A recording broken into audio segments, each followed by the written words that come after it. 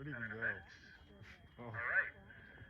And E3, we have L, Mike. Do I have to hold my hand up this entire time?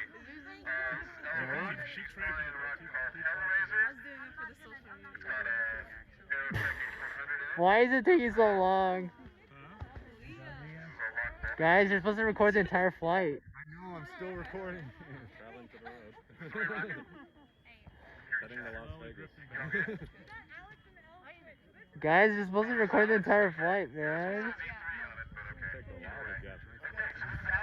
This will give you the time to people. Okay, good luck. E3 has continuity in the sky region. Oh, my hand's getting tired. Guys, it's gonna use all our memory. Just doing this. No, don't touch my phone. No. I got this. I mean, it went 2,000 feet probably at 24 feet per second. It's going to take about 100 seconds or so. Yeah. What was the, if you look at what the crystal wave was, it was a little slow.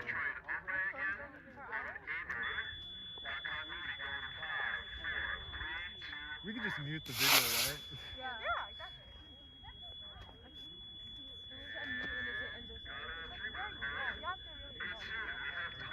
Okay, we're getting close.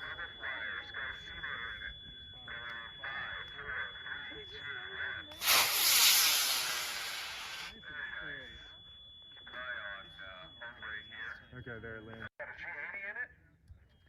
On pad E2, going in 5, 4, 3, 2, 1.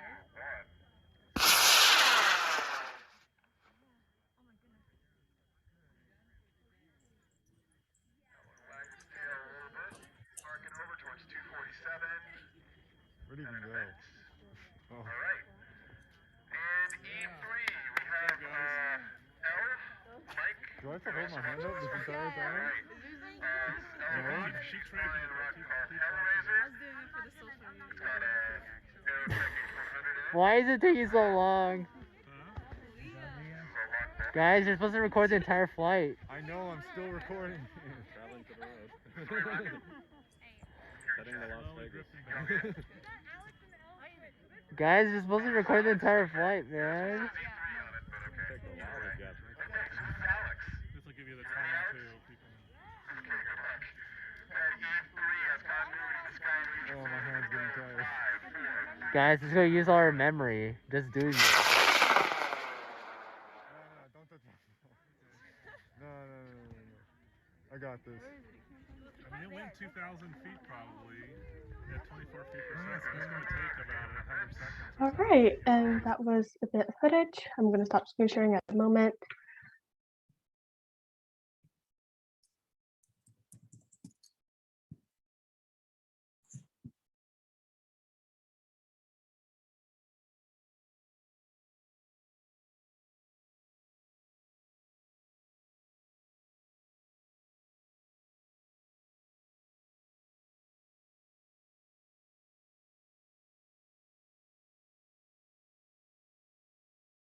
All right, Aaron, are you ready to get started? Sure. All right.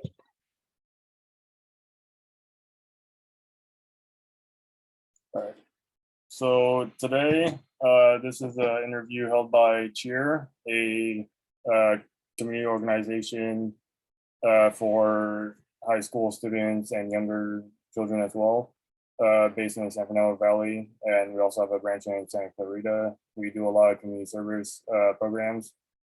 And today, we are conducting an interview to get to learn a little bit more about the high school experience, as well as some of the activities that a current Caltech freshman, as well as a Berkeley freshman, did during their high school years. So I'd like to introduce to you guys Enzo and Theo. So I guess, Enzo, do you want to introduce yourself first? Yeah, thanks. Thanks again for having me. Special thanks to Cheer for having me into this interview. So yeah, like I said, my name is Enzo Celis. I'm from Granada Hills, California, and I'm currently an upcoming and rising freshman at Caltech. My current plan is to major in mechanical and aerospace engineering.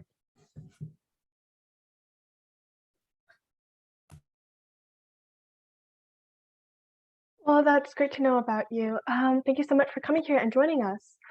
So, we would like to know a little bit about you. So, we're going to jump right in and we're going to talk a little bit about high school first, and we're going to talk about everything that's involved and some fun stuff. So, what do you think about your general high school experience, and what do you recommend to people who are currently in high school? Yeah, so when I think about my overall high school experience, I think I enjoyed it for the most part. I mean, obviously, you had the huge pandemic, which obviously played a huge factor, both in terms of academics as well as the high school experience outside of the classroom itself. But for the most part, I say I enjoyed it. I definitely enjoyed the opportunities that my school offered to me and the classes I was able to take, and as well as the friendships I was able to make in high school. It was really quite a fun experience. And I'm very glad I was able to experience it in that way, even under the circumstances. I guess one thing, I think the follow-up question was to recommend current or incoming high school students what they do. My best recommendation is really just take this time to experience different things, get involved, and try to find out what you love, what your passion is and what you want to pursue, because there truly are, especially at a lot of schools in the area, a lot of activities, a lot of experiences and opportunities that help you branch out into different subjects and different activities and really help you find out what you enjoy. So taking this time in high school, both inside the classroom, see what subjects you might like, as well as outside the classroom, see what sort of extracurriculars stimulate you. That's definitely something I would highly, highly recommend. It's going to be very important for you because high school, in addition to the academics, of course, also serves as a very important time to define who you are as a character, your personality. So getting involved and finding out what interests you is definitely something that's important and you shouldn't overlook as part of the high school experience. All right. So to get to know a little bit more about you academically, what classes did you take? Are there any classes that particularly stood out to you, or perhaps are there any classes that you enjoyed? Yeah, so I guess kind of compile all those in one question. The most notable or like the most memorable class, I guess I could say, I took in high school, obviously is a STEM major were my STEM classes. So IP Physics 1, 2, and then C. Those are probably some of my favorite courses. I really do love physics. I really love the idea of like learning the fundamentals of the world and how they work. So those were definitely the classes that stood out to me. I also enjoyed the way it was taught. The teacher was excellent. So that was also another plus. And then math, of course, I took at Granada, I took Calc BC. That was up, the highest level that they offered. I really enjoyed that class as well. I also enjoyed the teacher of that course as well. She really helped extend her passion for math to me, which is something I'm also very, very grateful. But even outside of STEM, I think I also really enjoyed the humanities courses. In addition to STEM, I also really, really like history. I really love learning about the world, different cultures, why the world we live in, came to be as it is.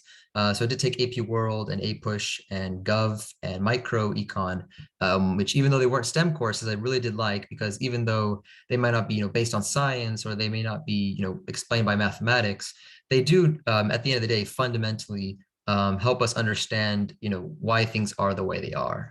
It's more of a social aspect in terms of humanities and history and whatnot, but it's still something that stimulated me. So those are perhaps the most notable, not notable, but memorable classes that I took during high school. And I recommend anybody, really, regardless of their major, sort of branch out in that way and see what other areas besides their main focus or main major might take them. So actually, another question. So we did know that you were part of the rocketry team, and you were the leader of the organization. So what do you mind telling us a little bit more about the program and the experience behind it? Yeah, sure. So like you said, I was in charge of a rocketry program. So there are actually two main ones. The first one was the one I handled at my school, which was the Granada Space Program Club, which was a club that met during lunches every week, kind of go over space exploration and branch out and help more and more high school students learn about what's currently happening in the world of exploration. Because it's really fascinating if you take a moment to really delve into it and see what's happening. People don't really realize it, but we're really moving forward at a very, very fast pace in the modern world of space exploration. So that's something I was interested in, and I want to share that with others. That's why I started the club at school, to kind of fulfill that objective. And then outside of school, like you said, I was in charge of the what we call ourselves the Granada Hills Rocketry Group. So we participated in rocketry competitions. We did research as well with NASA. And those were also experiences which I really, really enjoyed. I got into it really just by signing up. It didn't take too much. Well, obviously, we had a lot to learn, so we definitely had to make up for all the experience that some other teams had an advantage over us on. But nonetheless, I would say that just delving into it and having an open mindset was really what allowed us to go far in that. So I guess where that took us was we competed our first year in the rocket competition. We got ranked nationally, sixth place in the US, second in California, and that got us to a position where we could work on a research project with NASA and the SLI program. And that's what I did during my senior year, in addition to also doing the rock sheet contest again with a new group. And yeah, that's something I can definitely explain more if you want a bit more detail on that, but that's kind of like general overview of what I sort of handle in terms of, or what I handled during high school in terms of rocketry and then Space Club. That sounds so fascinating. Thank you for sharing that with us. I know that you guys talked a lot about like how you moved from like the different rankings and how you gain more experience over time. Additionally, outside of the rocketry, were there any other clubs or activities that you took part in? Yeah, so outside of rocketry, I've been playing soccer basically my whole life. I have been on, or I was on this club team since the summer after sixth grade. So that's something I've basically done all throughout high school, even throughout middle school, which I also very enjoyed. It's something that's important for my family. My father kind of passed that passion down onto me and proved to be very, very important in my life. And then in addition to that, I was also in charge of, oh, not in charge, I was also a part of ASB, or the Associated Student Body at my school, which I was in for all 4 years of high school, and I served as treasurer during the last year, which I say was also a very, very fun experience. I learned a lot, and I definitely took away a lot of life lessons from that experience, which I don't think I would have had in any of the other experiences or other activities that I had done. So those are the two other main activities which I did outside of rocketry, which really also shaped who I am today. All right, so our other interviewee just joined. Theo, would you like to introduce yourself? I'm Theo. I'm going to go to UC Berkeley, and I'm planning to study applied mathematics, but that may change. And just like Enzo, I was part of the rocketry team at Granada. Actually, before that, I had no interest in rocketry. I barely even knew what NASA was, but after Enzo invited me to be the treasurer of his space club, and I decided that since I needed something for college apps, I decided to join. After joining that, I became part of that rocketry team. I have to say it's been one of the best moments of my life. I made so many friends. Enzo's a great leader, and we launched a lot of rockets together, constructed them, and they feel like those rockets are like our pride and joy. And another thing other than rocketry is that I really like music. I played the clarinet and the piano since I was in like elementary, and I was part of the Los Angeles Youth Orchestra as well as the CSUN Youth Orchestra. So I'm very into music. I plan to continue music in college, even though I may not be going into music as a major. So that's a little bit about me. All right. So another question for you, Theo. What do you think about your general high school experience, as well as is there anything that you perhaps would recommend to anyone that's currently in high school or about to go into high school? Sure. So I go to Granada Hills Charter High School, as does Enzo here. And I have to say that my experience in high school was very challenging, but it was also very rewarding. I took a lot of AP classes. I also joined the IB program. For those of you who don't know, it's the International Baccalaureate program at Granada. It's where if you're a junior, you would take it, and it continues for 2 years. And I experienced a lot of difficulties, like the workload in the IB program is pretty intense. And from all my other AP classes, I also made a lot of friends in those classes. And I have to say my best friends were those that I made in my AP classes and IB classes. And even though the classes were difficult, at least struggling together with my friends made me feel like I wasn't alone. And also once I did well on a test that in a class that was hard, it felt really rewarding to be able to do well on something that's difficult. another thing is that in IB, I did a little bit of community service. I made this project with my friends called the YTCA. Basically, I gave podcasts and other things as resources for mental health to teenagers like you. It was fun creating that, and that's another thing about high school. It's a place where you can explore what you want to do and also make friends along the way with your shared interests. So if I had to say, overall, it was a great experience at Granada, and I would recommend you all to, look for those opportunities and try to reach out for them. So on the topic of the classes you took, such as the AP as well as the International Baccalaureate, are there any particular classes that stood out, or do you have any favorites? Yeah.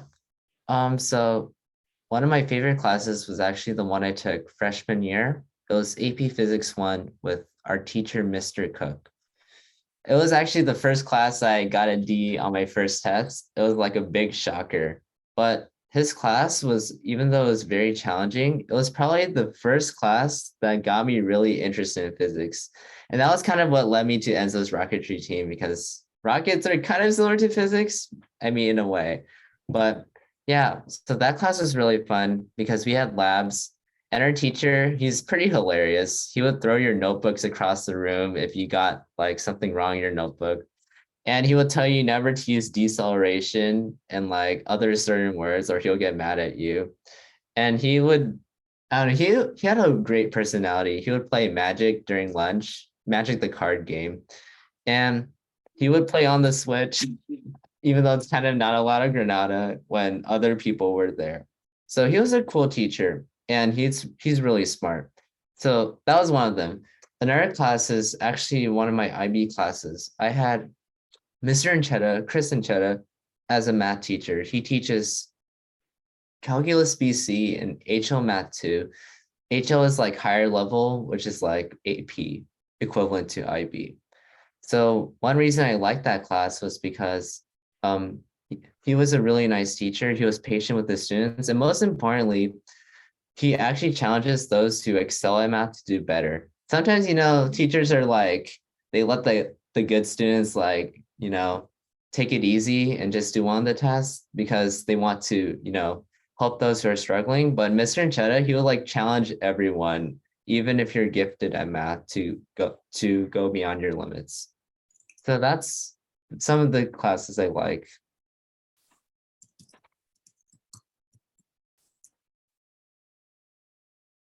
Thank you for sharing that with us. And it sounds like you guys both took a lot of really challenging classes, and I'm sure there was quite a big workload that comes with all of that. So how do you think your time management skills were during high school to manage all of your classes? Do you want to go first on this one? You go first, Enzo. All I've right. been talking too much. Yeah. Oh, perfect. So I guess the question was, how were our time management skills?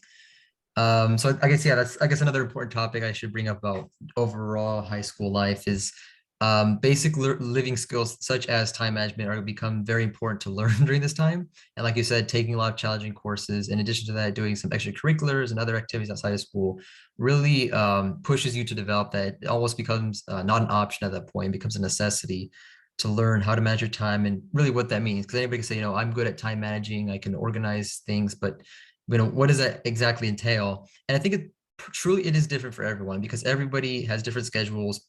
Everybody approaches problems differently. Everybody takes different time to do, a certain task or whatnot. And everybody, has to exert themselves on different, assignments or different challenges in order to, overcome them in different ways. So I guess for me personally, it was really just a matter of having this mindset of, what can be done today, we should do today. Let's not wait till tomorrow, because this was especially something I learned, like I said, taking AP classes. And then even through my rocketry challenge, when there were a lot of looming deadlines every couple of weeks or every month or so, was just knowing that if it can be done as soon as possible, it is best to do that as soon as possible, because having that mentality that when things can go wrong, they're more than likely to go wrong, especially when you're on a time crunch, is definitely the type of mentality that helped me organize myself, helped me manage all my time and extracurriculars. So really, it's just a matter of kind of keeping that in the back of your mind is, if you could do it early, do it early. Not only do you get out of the way, but you also have more time to reflect on what you did, especially if something like an assignment where there's like a deadline. You have more time to reflect on in case you encounter like a challenging problem that you can't overcome or something. So that's, I guess, my input on that question regarding, what does it actually mean to manage your time in high school between classes and activities and other aspects of your life? I agree with Enzo. I'm actually kind of a workaholic, which is a bad thing. So I always start my work early, no matter what. If it's like a project due in 2 weeks, I try to start as early as possible because I'm the type of guy who likes to get things done so I can stop worrying about it. So I tend to not procrastinate. So usually I would break down the project into like these really ambitious goals, which are not achievable at all. Like if the essays due a week from now, I'll be like, okay, I want the draft done like 2 days from now. And I want like 3 days to revise and 1 day to like, I don't know, look over some finishing stuff. But I know that what I apply as time management may not really be applicable to y'all. So if I had any tips for you, is to not set over ambitious goals, but like really small goals every day. Like let's say if you're doing an essay, right?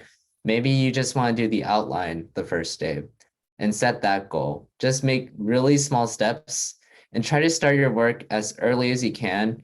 And if you procrastinate, that's totally fine.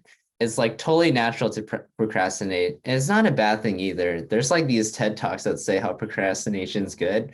I found those like really interesting. You should probably watch them if you are a procrastination fan or just do a lot of procrastination. But anyway, even if you procrastinate, the idea is that you just have to get back to work somehow. Like set a limit for yourself of how much you procrastinate. So overall, I think my time management skills were like really good. I didn't have many struggles with that. But yeah. So Theo, I did know you did say you were a workaholic and you didn't have many time management issues. However, as they say, there's always room for improvement. So the question for both you guys is, were there any things that you think you would personally improve upon if you were to do the high school process all over again as far as time management goes?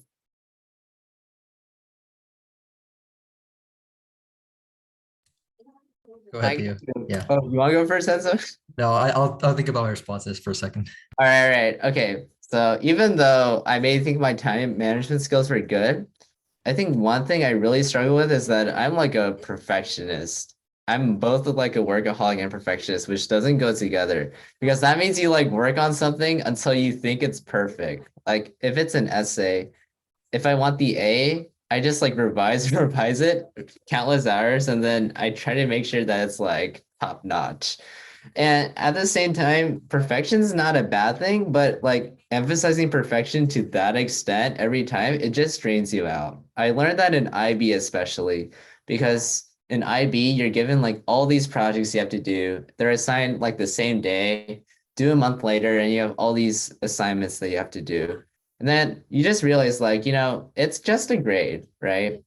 I just get the grade and it doesn't represent my intelligence. It's just something that the teacher thinks subjectively of my work. So if I were to change anything, is that I want to stop trying to be such a perfectionist. And I think that would really help my time management skills. So I can dedicate time to things think are more worth it, like maybe practicing my music or even making time to spend with friends. And that's one regret I kind of do have in high school, which is like not spending enough time making and creating friends. Yeah, I guess to add on to Theo's response, sometimes I also do find myself trying to nitpick my work almost to the last detail. So I guess that's something else I would change. But one thing I was going to say was that sometimes personally sometimes I take a little bit longer than I should on certain assignments or accomplishing certain tasks. I don't know why. Sometimes I just feel like, the more time you spend on it, well, it's got to be better, right? You spent more time on it. Obviously, you must have spent more effort on it. So it must be, a better result at the end of the day, but that's not always true. So I feel like if I were to go back through the high school process again, maybe having a bit of a faster thinking mentality might have might be something that I would have done differently. Just because, yeah, obviously you're going to have a task that going to take a long time, things that are challenging, they're going to take time to overcome. But there were sometimes incidents where, I try to do, maybe a little bit more than was required, or I take a little bit too long because I just thought that doing it for longer meant that it was gonna be better at the end of the day when maybe it really wasn't. So those are I guess the two main things I would consider. And I guess also adding on to Theo's response, I guess if I did that, if I were to redo the high school experience and then make those changes, then I would probably also have a bit more time to branch out socially. I guess those are things I would change, going back through that high school experience again with regards to time management.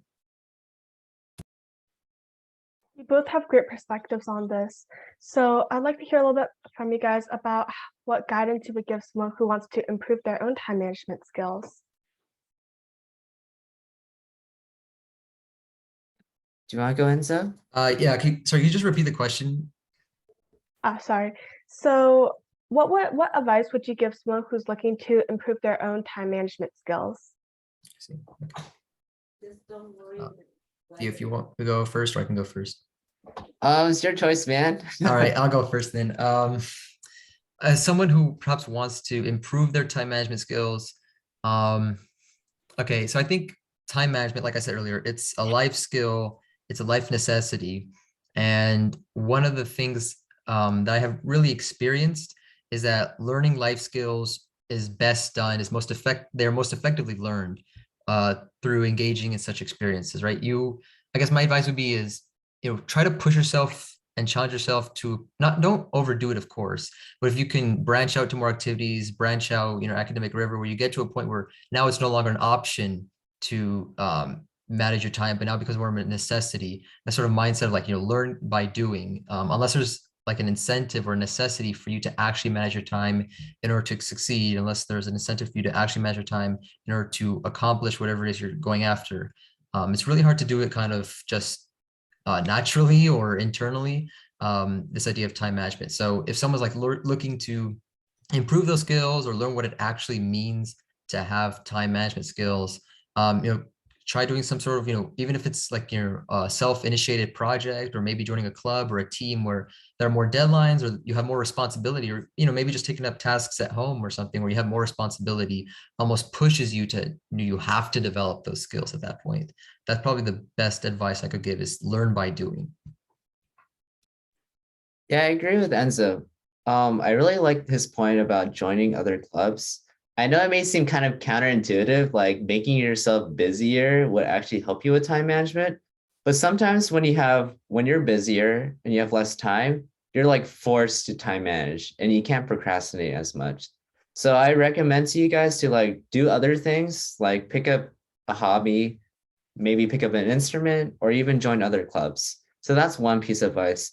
Another is that you should maybe keep a planner. That's what I do, of all the things you have to do for the day, and then break it up into smaller tasks, like I've said earlier, like small achievable tasks, not like, oh, my essay is due next week, so I must write my whole essay today. It has to be decent. You don't have to do such a big goal like that. Like, maybe I just want to put some ideas I want for my essay this first day, and then write the outline the next day. Another thing is that I know that sometimes we may hate doing work, and this may go back to the workaholic thing, but basically, I think sometimes if you force yourself to see that there's some value to doing the work and that you can derive some pleasure out of it, I think it makes the work go a little bit easier. Like, let's say it's a essay you have to write, right? But then maybe you're writing about something you're passionate about, right? Maybe it's about climate change, it's about social justice. And then you like tweak the homework or essay to make it a little bit more fun for yourself by like, doing a topic of your interest. I know it seems kind of weird, but if you learn to like sometimes working hard and getting that sense of achievement of, oh, wow, I really did this assignment really well because I put the work into it. Once you like doing things like that, it may be a lot easier to manage your time. It's kind of weird, but like if you force yourself to learn to like doing work to a certain extent, not like be a workaholic, but like to a certain extent, you may find it a little bit easier to manage your time. So those are like some tips I have. All right, so those are definitely some interesting perspectives regarding time management. So moving on to a topic that is related to time management.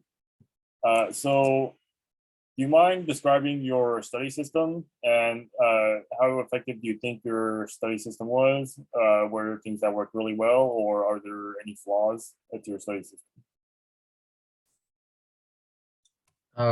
Yeah, so I guess I could start this off. So I guess a study system, I guess my sort of study system or study technique or strategy that I usually like to do is, well, it depends on the class really, because ultimately the way I study is a function of how the information was first presented to me, how the class is structured, how the teacher organizes the class. But for the most part, in my most challenging class, like this is probably the best advice, is in my most challenging classes, what I've noticed is a good study habit, a good strategy is if you can, if you know what the syllabus looks like, you know what topics are going to be covered, it wouldn't hurt to do a little bit of, self-exploration in the topic. You have so many resources online, Khan Academy, other, YouTube tutorials that even just introducing you to the concept will help because, if you're going to be covering like a really hard topic, conceptually, challenging topic, like let's say mathematics or physics, if you do a little bit of reading beforehand or do a little bit of like, learning of it, then by the time your teacher does a lecture or some other, lesson, it's not going to be as big of a shock. You're not going to be as surprised to see, what's being introduced for the first time. So I guess that's one thing that really helped me was kind of exploring a little bit before what the topics were going to be. That way, when I got to the point where the teacher was teaching me what it was, I wasn't so shocked to see like a bunch of new information all over the place. And then after the lecture, I guess the next step in that strategy, that process, is understanding that you're not always going to get things the first time. It's just natural. Some things, like I said, fundamentally are challenging and they're not intuitive for the most part. So understanding, I think, is a big key, is understanding that you're not always going to get everything the first time, and it's okay to take some time to reflect. It's okay to take some time to just sit down in a quiet room and whether it's read the book, rewatch the video, go through the lecture notes again, something, and just until you get the concept. So that's another thing I would usually do is even after the lesson, not get stressed if I didn't understand like immediately. Just take the time, like Theo mentioned with his time management skills, take it in little steps, little increments, and eventually it'll become a lot less intimidating, all the material that you're learning. Sorry, on that note of time management, there's one more thing I would like to emphasize. Get an accountability system. Like if you can't time manage yourself, maybe get a friend to like text you to say, hey, are you doing your work now? Or like, oh, do you guys want to study together? You could do something like that if you guys can't manage your own time. Just have your friends or parents remind you to like, get back to work or like, keep you accountable for things. And then back to the study system. So like what Enzo said, my study system varies for each class. When it's like a memorization based class, maybe like biology or another science class, what I like to do, or what I should have done, but would like to do more, is I actually use a lot of Quizlets. The reason being that is that I can record all the information I want for each unit, and then I could just review it, all of it, especially for the final.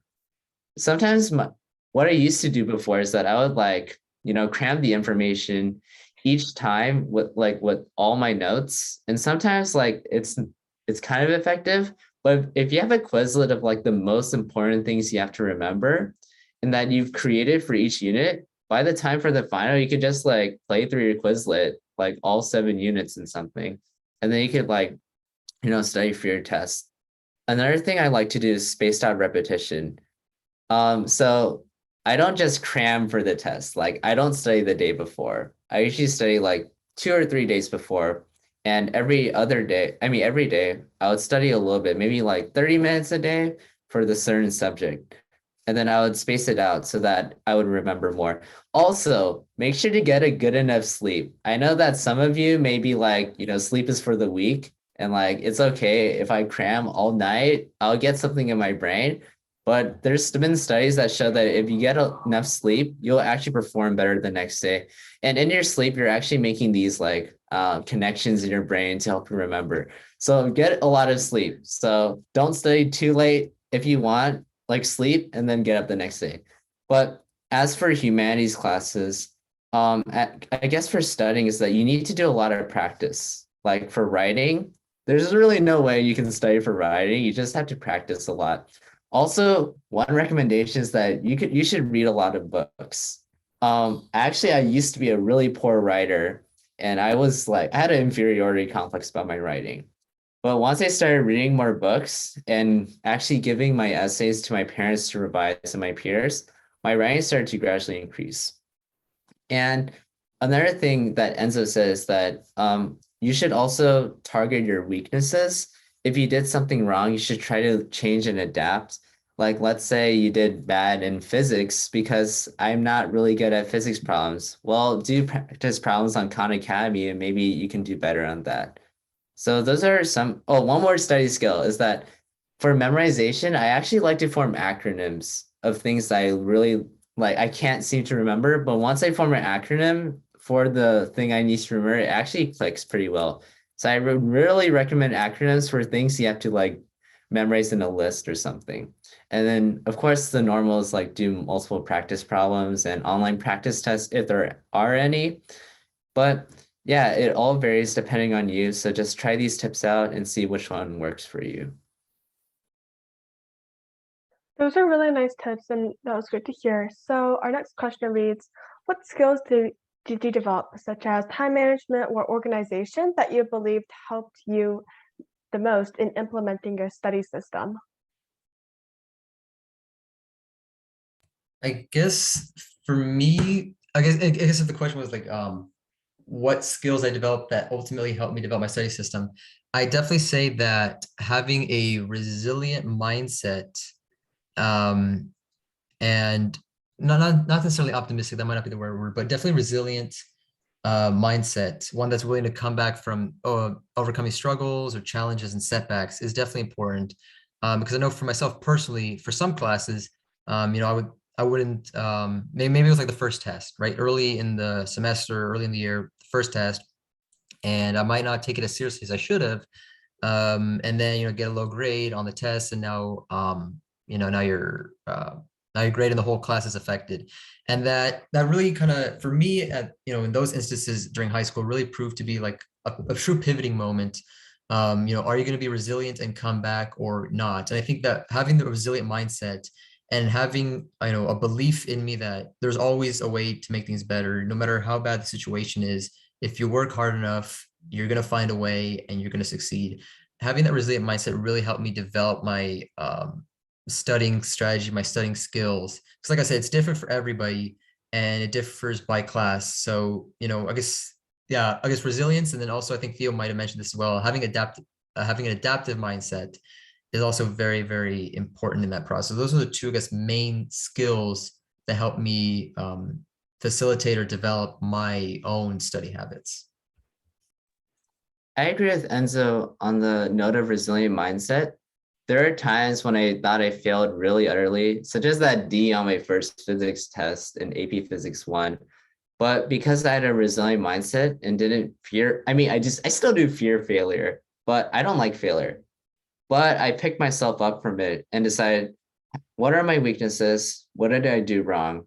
And how can I target them or improve them so I can be better at creating a study system?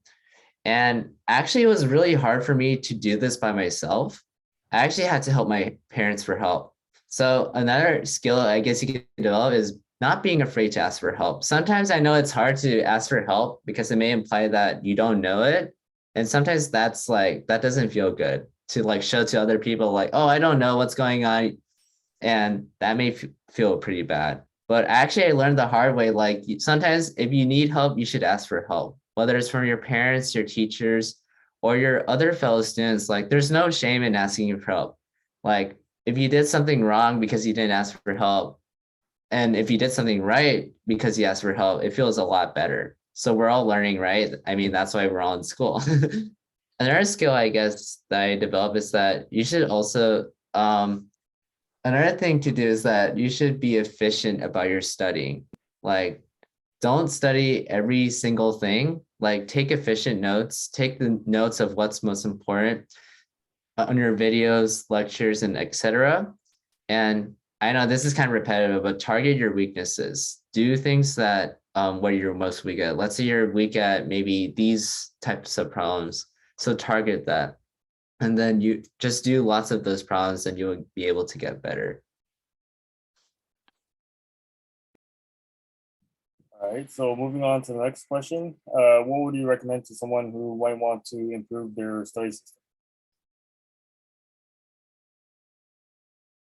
I guess someone who might want to improve their study system. I think my response pretty similar to what I said for someone who wants to improve their time management, which would be, push yourself academically, challenge yourself. I will say the study habits I developed them during or when I was taking challenging courses. So AP, higher level courses, honors courses, those were the ones that, because of the content and the workload, it was impossible for me to be able to get the grades I wanted without developing a sort of study habits or study mindset. So I guess that's kind of, once again, going back to, the learn by doing philosophy, you have to work through the challenge or to, develop that skill is if your school offers it, take AP classes, take honors courses, challenge yourself. Or if, you say, I'm really good at this subject, and that's why I'm taking all these advanced courses. I'm, really good at studying for this, but maybe I'm not so good at, English or something else. Challenge yourselves in those courses as well. Don't go completely overboard if you can't handle it, at least not right off the bat. But do try to push yourself a little more, because once again, to go back to the idea, if you push yourself a little more, then you kind of making it almost a requirement. It's almost necessary at that point for you to develop those skills. I know that might seem a bit repetitive, like with the answer I gave earlier as it pertained to time management, but at least from my experience, that's what really helped me helped me develop those skills. And of course, there are other factors as well. Family was a big one.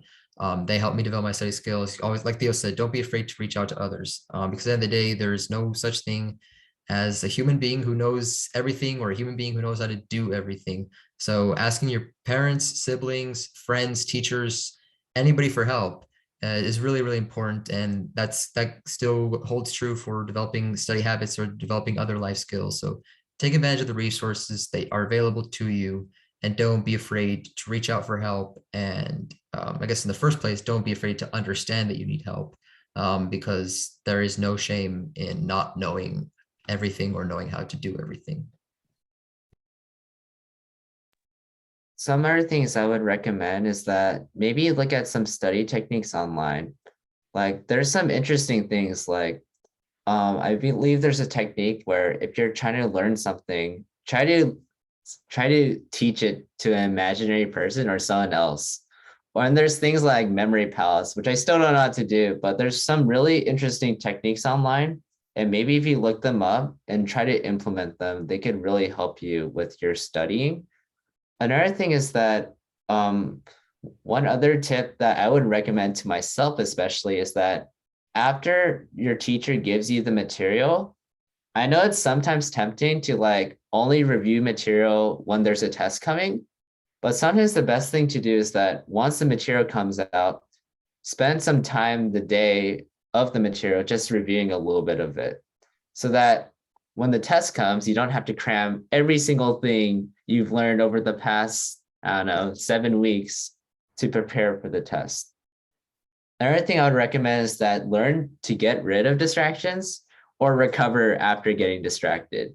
Sometimes having those distractions out there, like your phone, maybe on a video game, could actually impair your studying and it would really hinder it. So if you could get rid of it, like silence your phone or like turn it off, or keep yourself accountable, like, oh, I'll give myself 15 minutes to get distracted on social media or playing video games, like set an alarm. And another important tip is that I would recommend you to study as if it was something important. I know this may seem really weird because sometimes the things we learn in school, like there's a statistic that says we forget most of the things we learn in school. But if you study like it was something important for you to take away, then if you attach importance to what you're studying for, you actually learn much better. And if you think about it, there is importance in what you're studying for. Let's say you're studying history and you got this fact like, oh, in 1492, Christopher Columbus sailed the ocean blue and came to America. Now on the surface, it may seem like, oh, that's not really that important.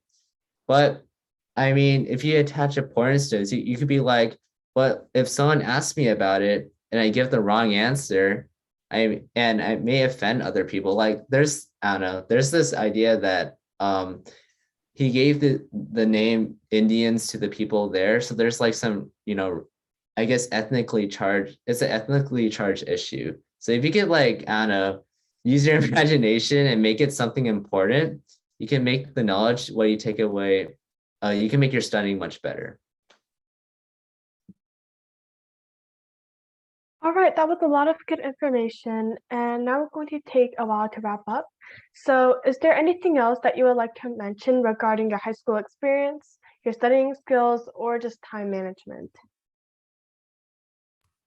One thing I think I'd like to add, I think Theo reminded me of this, is like he said, it's gonna be hard sometimes, but do try your best to make learning meaningful. I know it sometimes seem difficult, especially if you're like, once again, I guess going to, an example that might be very applicable. If you're a STEM major, you're interested in STEM, you love science, you love math, you love computer science, but you're just not into, history or English or literature or whatnot, try to find a way to make those topics meaningful in whatever form that may be, because you, like Theo said, you learn best when you love what you do. You do anything best when you love what you do. So that's one of the biggest things I would recommend is in anything, try to see the value in it, try to make it meaningful. And I guess another high school tip I would give is, do what you love, do what you think is going to make you happy. Don't ever, just do something because, somebody else said I should do this, or so and so is taking this class, or so and so is, doing this. Do what you think is going to interest you. Do what you think is most intellectually stimulating and fulfilling for you, both academically and outside of your academic life. Because those things, I think at the end of the day, yes, it's important to have, I guess, the quote unquote well-roundedness, but it's also important to know who you are. And part of knowing who you are is knowing what interests you, what you enjoy doing in life. So in high school in general, because you're not, from what I heard, you don't really get this opportunity too much later on in life when you become an adult and after college and whatnot. Take the time to explore different opportunities, take the time to explore what you like or what you think you might like, and develop your personality, develop your, your personality in high school, because this is the time to do it. This is the time to take chances. This is the time to make mistakes, learn from those mistakes, and then go on to college, go on to other stages in life and show what you know and help pass on your lessons to others. So that's the main takeaway I would give to you all with regards to high school is take advantage of the resources around you, do what you love, and just engage with it fully and make the most out of the experiences that you have. I totally agree with Enzo here. One thing I would like to add though is that there's going to be a lot of talented people in high school. And there are experiences I had when I just looked at them like, wow, there's such a difference in ability between me and maybe so-and-so right there. But I would try to tell you guys, like, I know this is a little bit cliche, but try to not to compare yourselves. Like, don't compare yourself so that you feel bad because, we're all human. We're not perfect. And there's always room to improve. Don't compare yourself and feel like, oh, I'm left out. I'm worthless. I'm a failure. I can't be like so-and-so here. I'm not as gifted as so-and-so. My parents have put these unreasonably high expectations on me and I can't fulfill them. But, you're your own person. We're all learning. And if you ever feel like, the pressure is building up or these expectations are too high, ask your friends for help, confide to them. So, and that leads to my second point is that I would you should treasure the time that you spend with your friends, classmates, and teachers in high school. Because once you're a senior, you realize like, wow, I'm going to college already and I don't have much time left with these guys. So learn to, treasure your connections and prioritize your friendships and everything. And another thing I think I said this before, but learn to identify your own weaknesses after a failure and learn to improve them. I myself did that several times, and because of that, I am here where I am now. And my last piece of advice is that try to do high school like that you don't want any regrets. Like try to live your high school experience so that you don't want any regrets when looking back in the future. Whether it's pursuing opportunities, whether that's making these friendships around you, and other things in life. So that's my last piece of advice. Like don't regret your high school experience. And I don't regret mine. You guys both have great advice, and I hope that everyone in our audience can also have the high school experience that they would like to have. And now we're going to be going into our Q&A session. We already have a couple of questions in the chat box, so I'm going to go ahead and read off the first one. So this one reads, how much time per week did you need to spend on the Space/Rocket Club at high school? So I guess for the one at school, the space club at school, that one I'd say I spent no more than maybe 2 hours a week on. That was usually actually I was during quarantine when we had 2 meetings a week. Then between preparing slides, then actually during the meetings, I'd say it was no more than an hour and a half to 2 hours each week. During the normal school year after the pandemic, when we came back in person, that was about an hour. But as for the rocketry clubs outside of school, those definitely required a lot more commitment. I'd say for the year we did the rocket challenge, we have Zoom meetings for about 2.5 hours a week, plus test launches that we would do every other week sometimes, plus build sessions. So I would say like 3-ish hours is a good estimate. For the NASA project we did, it was definitely a lot more than that. We had at least like 2-hour meetings every Tuesday, 4 to 5 hour meetings on Saturdays for the workshop, plus launches. And on top of that, each person in the group had their own roles. Like Theo was in charge of the payload, I was in charge of the team management as a whole, other people were in charge of different projects. So we all kind of spent our own asynchronous. So even if we didn't meet in person or all together on a Zoom or whatever, sometimes I would come home and I would start working on the report, or I'd come home and start thinking about the design for the rocket. So it did vary from person to person, but it's definitely hours upon hours upon hours. Well, at least for the NASA project, but depending on what level you're talking about, it could differ. All right, so another question from the chat. Do you guys do any sports? I actually don't really do any sports. I know Enzo does soccer, so that counts. But actually in high school, 9th and 10th grade, I guess I did a sport. It's called Taekwondo. It's like a martial art. So I guess that's a sport, but other than that, no sports for me. Yeah, and like this, like I said earlier, I played soccer since I was little, played on the club team since the summer after 6th grade. And so I've been playing with them up until really just about a couple of weeks ago when I had to leave. And then I played JV for my school freshman year and sophomore year.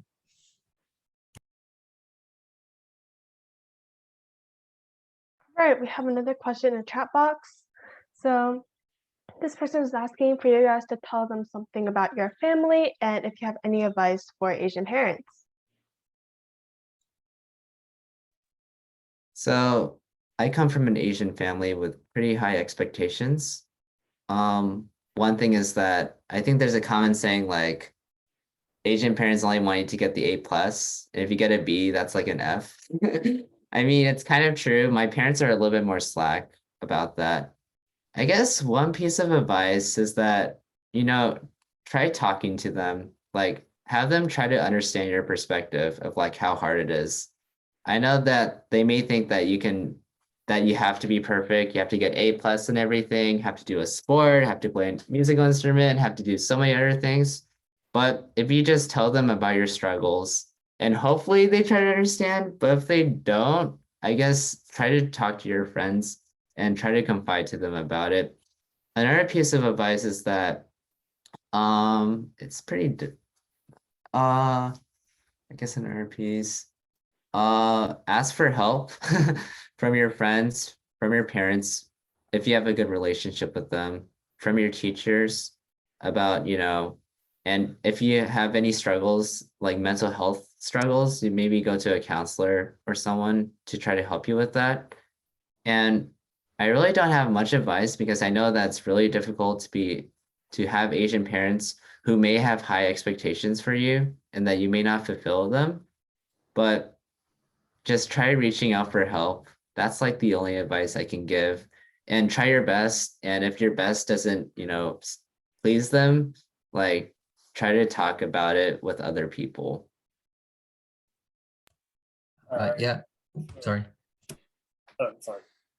No, I was gonna say, I can say from like a different perspective, I don't have Asian parents. Both of my parents are Hispanics. But I will say, I guess the first part of that question, can I say something about my family? I will say I was pretty grateful for the way they have been able to support me, both at home and in my academics. They're always there to, take me to activities. When I was really little, I couldn't even read. They were always there to help me out with reading and whatnot. So I know most of the people in the audience are probably past that point by now. But definitely, even if it's not directly explicitly helping you complete an assignment or do something, your parents are probably not probably they definitely are your strongest support network. So I do suggest, like Theo said, talking to them is always honestly the best thing. Whether there's a problem or if you, like you say, going back to the idea of asking for help, talking to them is just the best way to establish that and get help from them. So that's kind of my family. Like I said, they're always supportive. So yeah. So the next question is a question directed at Theo. So do you recommend continuing music in high school? If you're like a younger student, perhaps in like middle school or even like elementary school? Can you repeat the question? So this question is regarding like music. Do you think that it's a extracurricular activity worth continuing in high school? Do you recommend continuing music in high school? I actually do recommend continuing music. I think that continuing music has really helped me express myself as a person. When I was younger, I had troubles talking to other people. I'm usually pretty shy around other people, and I've said before that I'm not really good at writing, so it's very hard to like convey what I thought. But once you get better at being a musician, you kind of learn how to, interact with other people using music and conveying your emotions to other people. Another thing is that playing music, I think there's like some studies that show it's helping with math and stuff like that. Like you have to count your measures, count all the rest, and it does help you about that. And I would really recommend it if it's something you like to do. Now, if it's something that you don't like to do at all, it's something that maybe your parents forced upon you and you don't have any pleasure doing music, then I don't think you should continue it. If you do have pleasure though, if you like doing music, definitely try to continue in high school. You don't have to, it doesn't have to be something official like, oh, I have to join marching band, I have to be in a band. It's maybe you could do something like, I don't know, I would just practice every week, maybe once or twice a week for 1 hour. But definitely I would advise you, if you really like music, join a band, join a musical, try to get involved because doing those things are a lot of fun. And colleges like to see that you're being involved with, activities like that. That was really nice to hear. And our next question is, was there a time where you decided to drop out of something or like an extracurricular? For me personally, I don't think I ever dropped out of anything. So yeah, like I said, I've been playing soccer ever since. I just stopped recently because I can't play on the team anymore because now I'm going to college.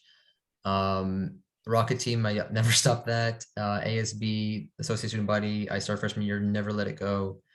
Yeah, I cannot say there was a time where there was an activity or like an extracurricular or even a class in high school where I said, I don't want to do this anymore. I do recognize, of course, that's because I was fortunate enough to get involved in activities that did interest me. I was fortunate enough to be able to take classes that I found fascinating or be in groups that really excited me, that I enjoy being a part of, whether it was, like I said, the Rockets or ASB or soccer. I enjoyed all of that. So I never really had any sort of reason to drop out. So that's my response. My situation is similar to Enzo. The only thing I really dropped out of is Taekwondo because of the pandemic, but also because I had a full plate with all of my other academics. So it was like a twofold reason. But other than that, there was like really no other thing that I tried to drop out. Um, that leads back to this, like I advise you that try not to drop out of activities and try to continue them as much as possible because colleges like the fact that you're continuing activity over several years. But of course, if the stress builds up and your mental health deteriorates, like of course, drop the activity and like, you know, your mental health matters.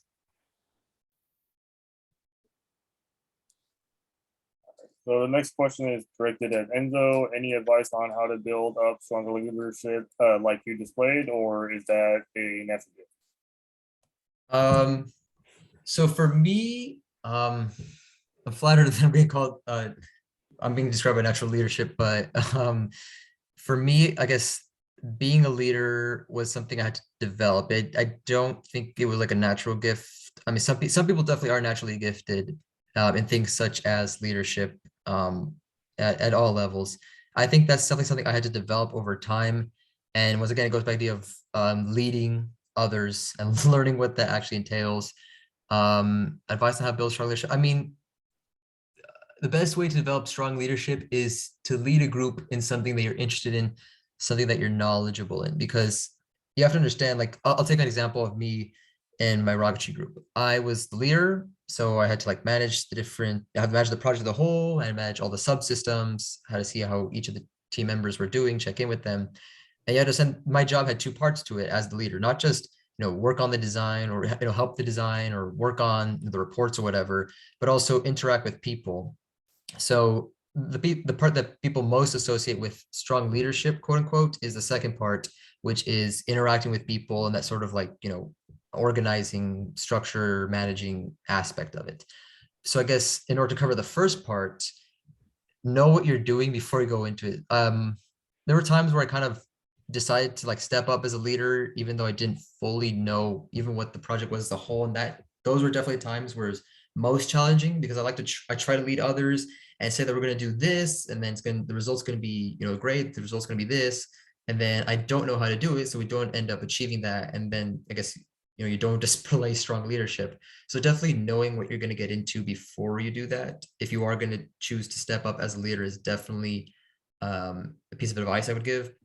And then also, this is almost like a double-edged sword, but having confidence, but not overconfidence. So having confidence in yourself, but not overconfidence by thinking, oh, I'm better than everyone. But the opposite, having confidence by knowing, well, I might not be perfect, but so isn't everyone else. That even if I might fail as a leader, even if I might not do everything perfectly or everything in the most efficient way, we're all here to learn. We're all here to eventually make mistakes and learn from those mistakes.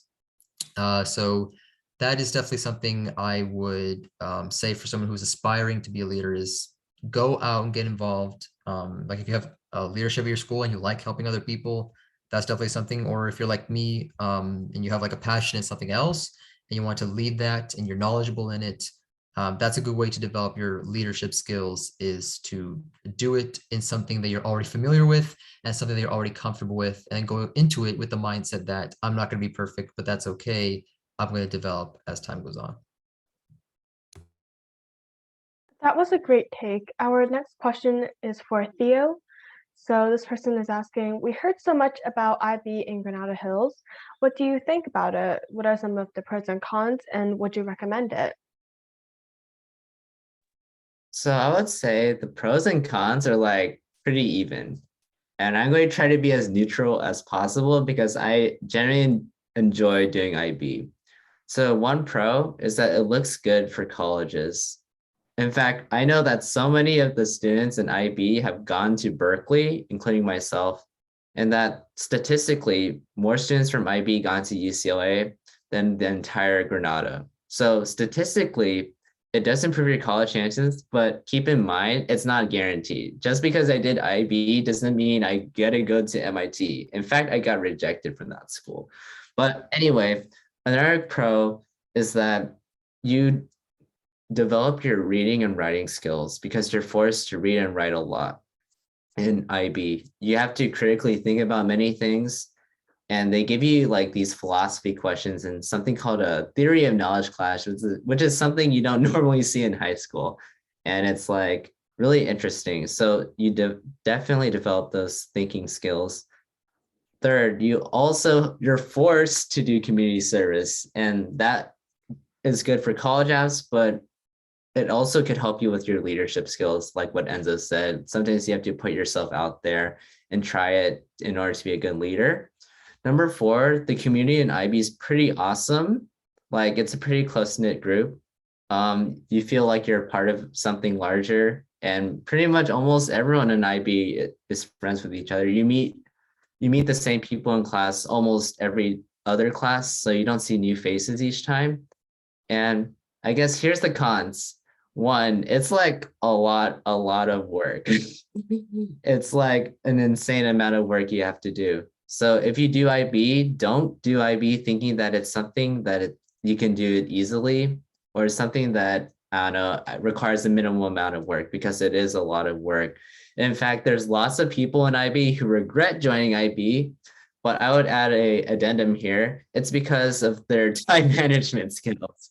They weren't very good at managing their time. So if you're a really bad procrastinator and have not good time management skills, think carefully about joining IB, because if you let these skills, and if you let the work pile up, it really is really, really bad. And you can maybe have really bad mental health problems like some people in IB.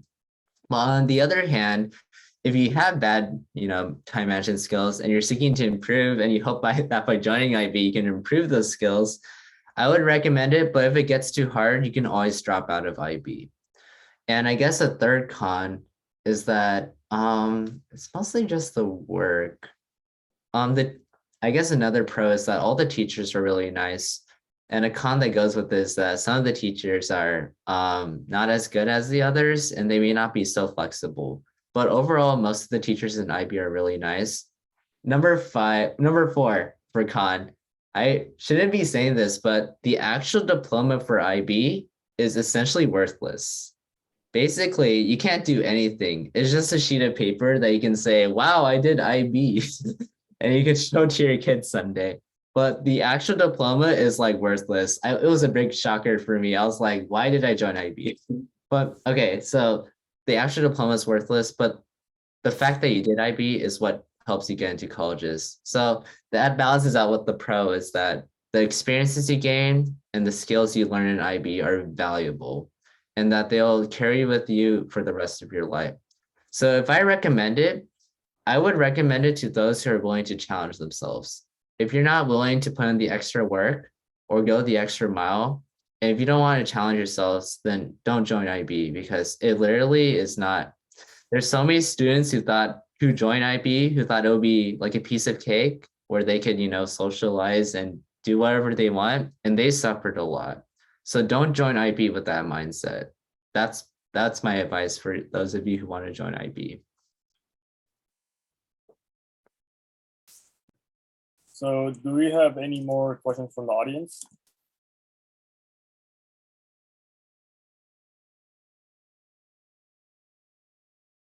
All right, so I want everyone to thank Theo and Enzo for joining us today to share their experiences with high school.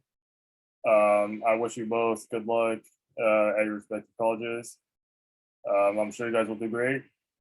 And I hope the audience found what Theo and Enzo had to say to be insightful and to inspire what you guys might do in the future.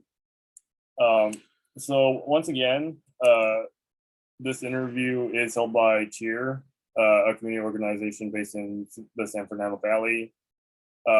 We do a lot of volunteer work, such as community cleanups. We also teach classes during the summer or during spring break. Also, interviews are something else that we do. and we will be having more interviews with other incoming college freshmen later in the summer. More information can be found in our website. I'll put the website link in the chat right now. So if you go to our website, go to the blog section, more updates regarding future interviews will come out.